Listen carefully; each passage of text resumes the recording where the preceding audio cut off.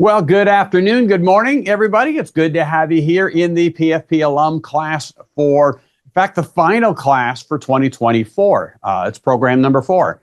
So we are all set, ready to go. We're going to, we know that with these programs that we end up with only a couple of live attendees, and we end up with a boatload of watches afterwards. And so again, for those of you who are here in the room, good to have you here. For those of you who are watching this afterwards, again, if you have any questions, don't be afraid to reach out to us. We can certainly answer them as we go through this. Now, again, we will be recording the session for those in the room itself. If you've got any questions, put them in the chat box. Let us know, and Sophia will flag us down, and we'll answer those questions while we're here in the session itself. So the topic of today's webinar is how to prep your model for 2025. Right? You've got your planning for profit model there. Hopefully, you've kind of been working with it a little bit throughout the course of the year. We've certainly added, one of the features that we added this year was our planning for profit minute. So every week we've been sending out a quick email with just a real short little video clip of how do we do something, or maybe many times it's a question that came into us, and so we'll put together a little clip and answer that question here in that video form, and we send that out to you. Those have also been added to the dashboard in the software. So if you missed any of those, again, you can always go back on the dashboard of the software, revisit any one of those videos that are out there. The entire playlist is there for you. So with that, again, our goal is we've got our model in place. How do we roll it over and get it ready for 2025? Now, one of the things I see often, in fact, earlier this week, was working with a company who, as I'm looking at their model year is still 2022. Well, it just says that they just keep updating their data and they're not rolling over to the next model year. And there are some definite advantages to rolling your data over to the next model year. It's a simple process. It goes fairly quick. And so what we're going to do is we're going to walk you through how to do it first. And I'm going to walk you through it just on some graphics here in a minute. And then I'm going to go into my account and I'm actually going to roll my data over to 2025. And then we'll cover what are those things that you need to then revisit to get your model ready to go and your data updated for next year. There's a couple of items that you do want to take a look at. So with that, let's just jump right in. So first off, one of the things that you want to do to roll over the data is I'm on the left-hand menu. I'm simply going to go under Setup, and then I'm going to click on Company Models. And when you're in here, right, you'll see your individual company models that are in place, right? So if you've only been on it for a year, you've only got the current 2024 there. In my model, I've been on it for several years, and so I have models for every year going back to 2018. Now, with that, what you want to do is you want to simply click on the action item button over there on the top. Now, again, the buttons that you're clicking on is the one that aligns with your model name. In my case, the standard business model, right? You're not clicking on the action items for one of the individual years. It's the action buttons for the model name itself. So again, in my case, it's standard business model. When you do that, you'll get the drop-down arrow that's going to pop up, and you're going to want to click on Activate the Next Model Year. It's as simple as that. Now, as soon as you do that, what's going to happen is it's going to pop up and say, hey, are you sure that you want to do this? Do you really want to roll your data over to the next year? You simply say yes. Now, when you do that, it's only going to take a few seconds, and what's going to end up happening is you will then see 2025 pop in on your list. Right? And again, if we get just a little bit larger there, again, you can see that model year will now show up. So now I've got 2018 through 2025. What it did is it rolled everything that I had from 2024 over to 2025. Now, if you are one of the individuals that you're still operating on 2022, that's okay. Just repeat that process 2 or 3 times until you get up to 2025. Right? So I roll 2022 is going to ask you to roll. Do you want to roll that to 23? Yes. Then go into 23. Do you want to roll it again?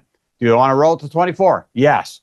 Do it one more time, right? Go over to 25. Now, you can then, if you wanted to, you could delete the copies, 22, 23, 24, those ones that were just duplicates in there. And to delete a copy, all you need, a specific year, you can come in here and literally just click on the three dots for that year and delete that particular year. So that'll help you keep your model clean.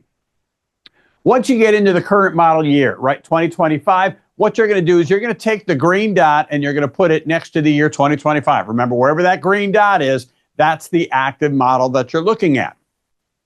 And so then at that point, once you do there's a couple of items that you need to go back and check or update. And those include the equipment replacement costs, your date ranges.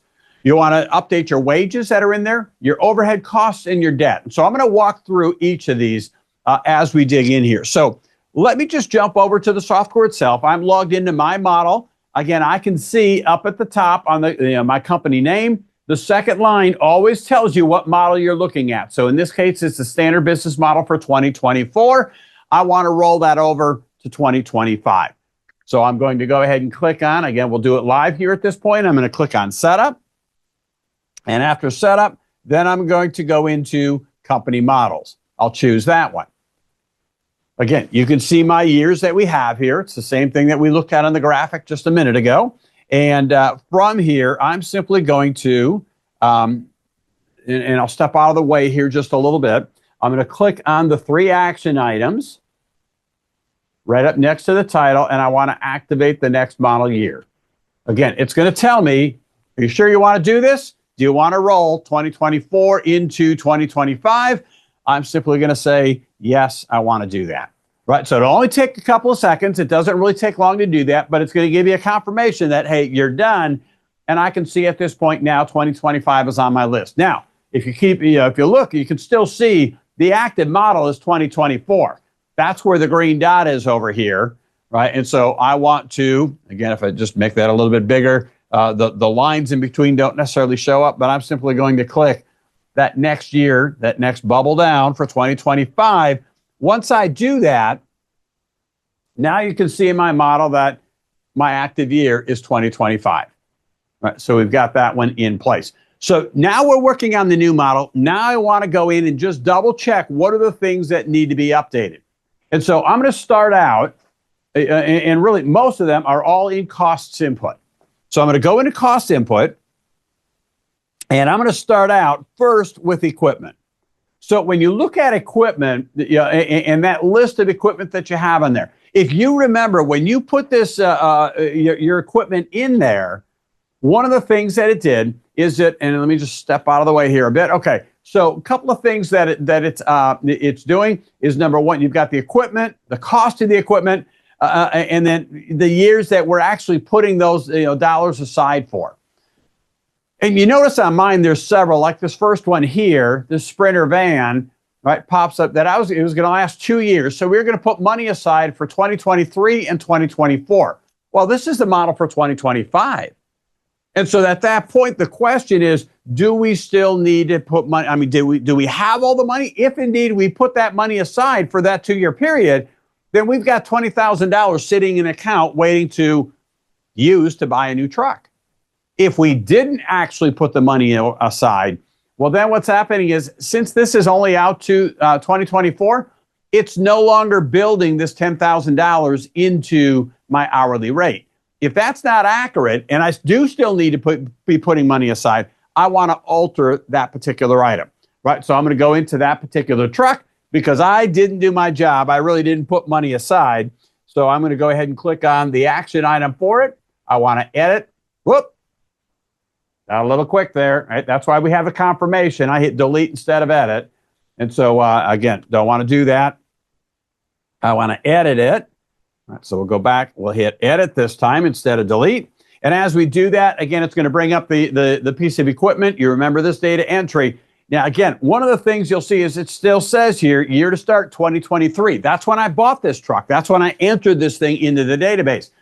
Well, I really haven't done a good job at putting that money aside. I really need to get started on that now.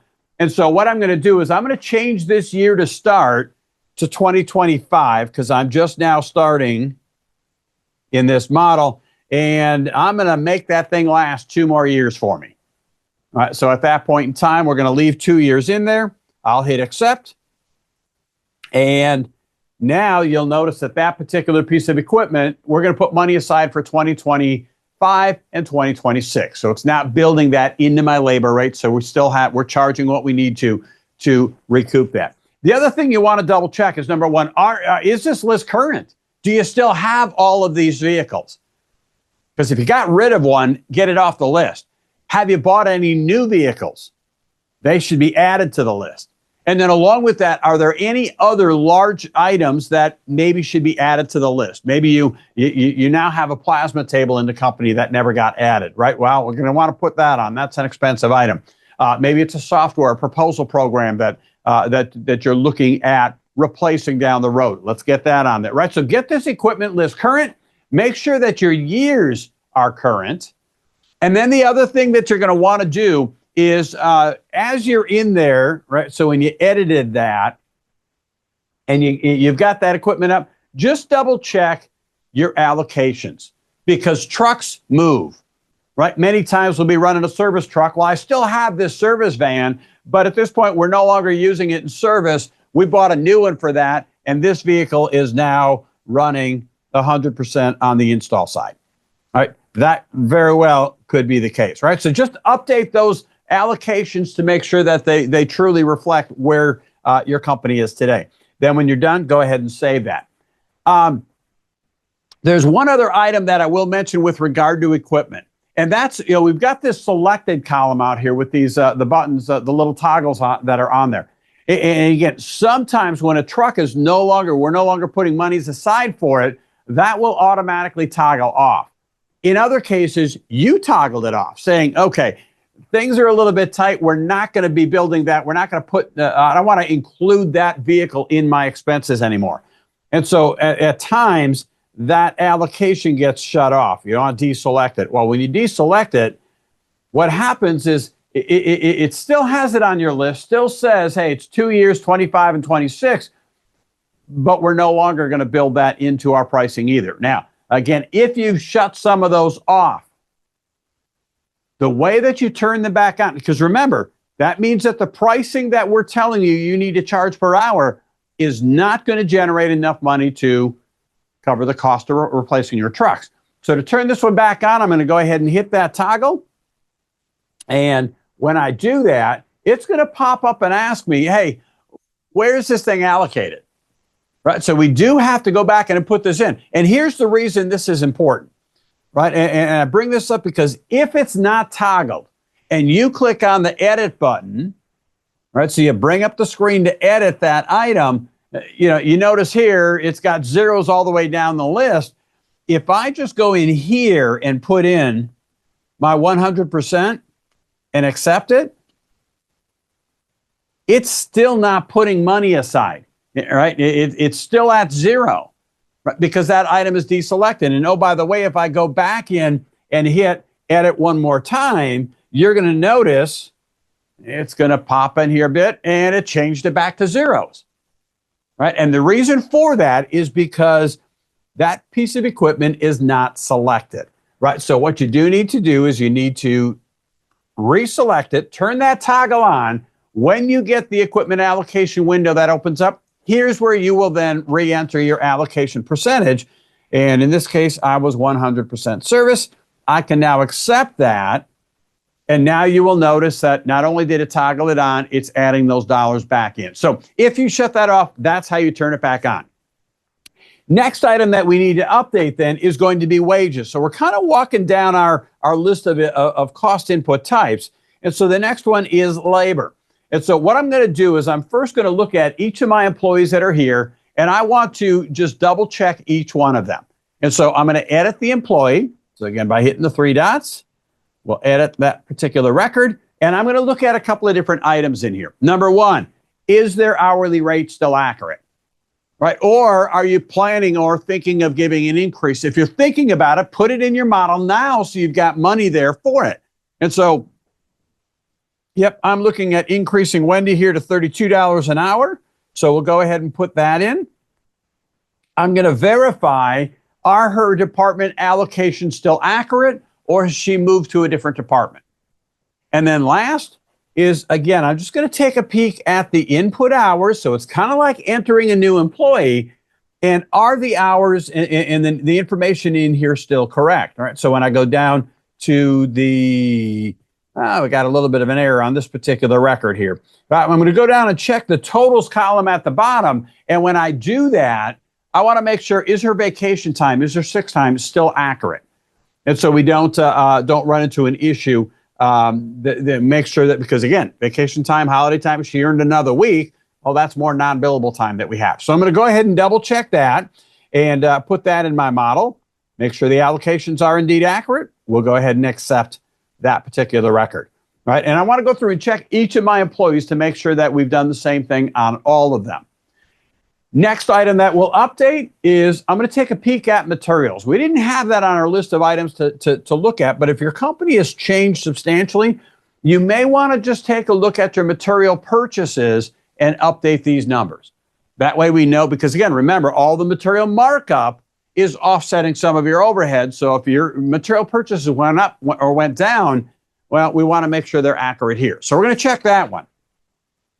Then we're going to go down one more step. The next step down is our fixed overhead section. And so I'm just going to go down this list and double check these amounts. Are they still accurate? Right? And again, so compare this back to your P&L. Now, for some of you, I know that you've gone through on a monthly basis and you've updated the information. So every month, if you updated the previous month, well, then at that point, you already know it's accurate. If you haven't gone in and updated every single month, then you're going to want to go through and just double check each one of the items in here. Is there anything else that we need to add, remove? Are the dollar amounts, do they need to be tweaked? Anything like that that we have in here, right? In my particular model, I'm going, you know what? I need a break. I'm actually going to put a chunk of money in here for a cruise for me and my family, right? So our pricing is there so we can generate the monies for that, right? Remember, it's not a tax program. It's making sure that your pricing is right for to generate the revenue dollars that you need. Then I'm going to go down and I'm going to double check my variable overhead. Now, again, there's a lot fewer of these, so just check these numbers and make sure that they're still accurate. Do you need to update them? This one's fairly easy because it is just the annual amount. Now, this year, when you go through and do it, remember, halfway through the year in 24, we added this new debt category here, or new category being debt.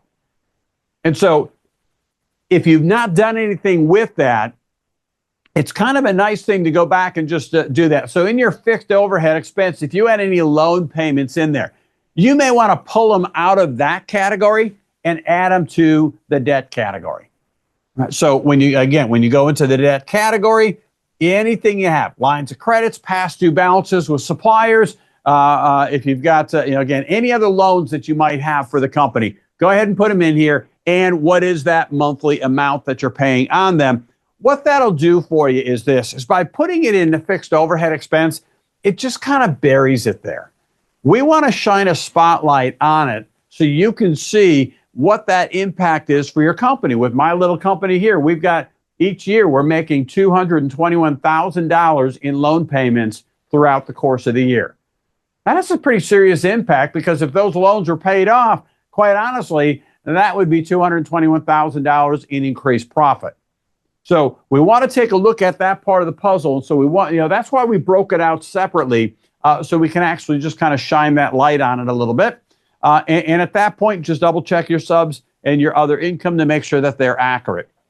Once you've done that, you've now gone through and your model's ready to go, right? So at that point, now you can look at your individual reports, look at your net profit analysis, find out, okay, how does that change things?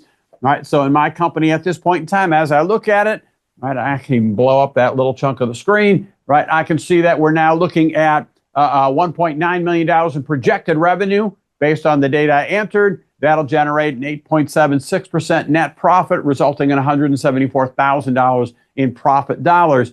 And my break-even date for the year is November 29th.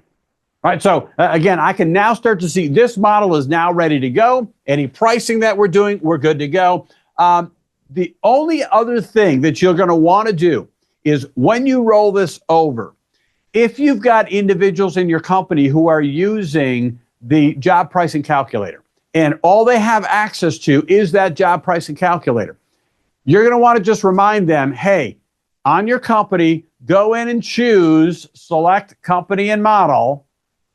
and go down and choose 2025.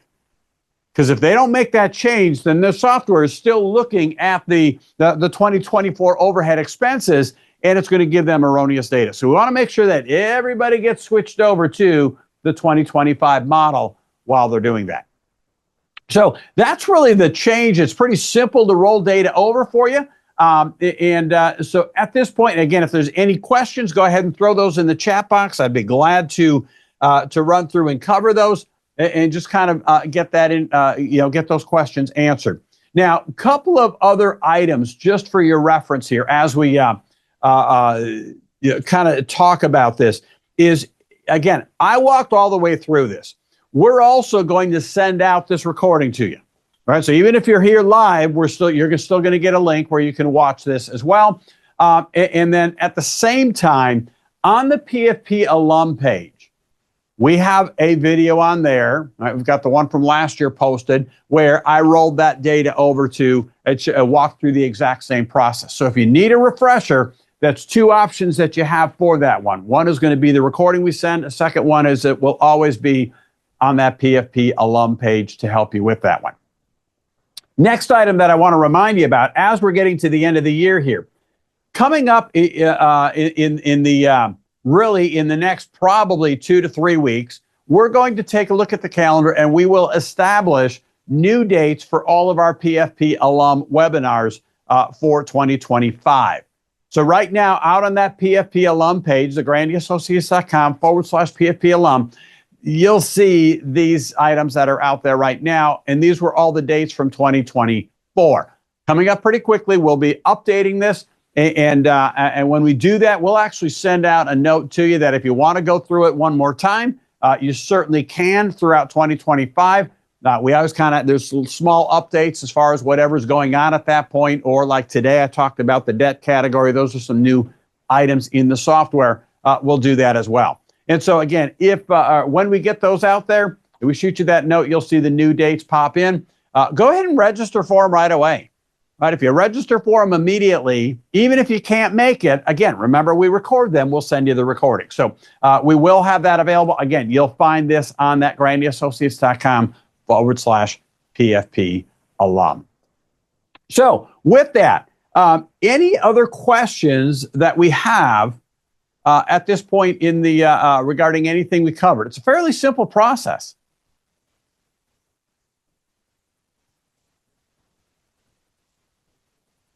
All right, so it looks like the one that we've got at this point is the question is, I talked about those PFP minutes, those real quick, short little videos, and somebody's asking, hey, you said that we could go back and actually revisit and see the previous ones. Where do we do that? Again, it's embedded right in the tool itself. You're just going to click on the Planning for Profit logo at the top. That brings you back to your dashboard. Right? And again, when we get there, right down here, you see that panel showing up where the most current video is the one that's always going to be showing up at that point. You can simply hit play and it'll play right here through the software itself. If you want to go back and look at any of the previous ones that are there, again, the entire playlist is in there. And you'll notice right up here in the top right-hand corner, this is video number 1 out of 18. All you need to do is simply click on that particular icon, and it will give you a list of every single video that we featured in that Planning for Profit Minute. And they're all little how-to videos that are there. And if I blow that up just a little bit, you can see just some of the titles of some of the items that we've used in the past. And have those in there. So all of these videos are out there. They're available. You can utilize them. Again, all I need to do is simply click on one, right? And it's going to load up that video and play it right here in your software dashboard. So that's how those work. It's fairly simple. It was a good question. And that's where it is. So with that, one more shot. Any other questions that came in? We are good. Okay. So with that, if you're going through this process and you have questions along the way, reach out to us.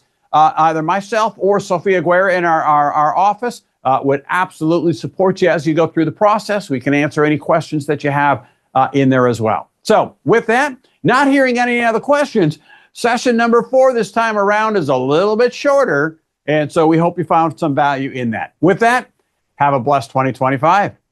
Take care.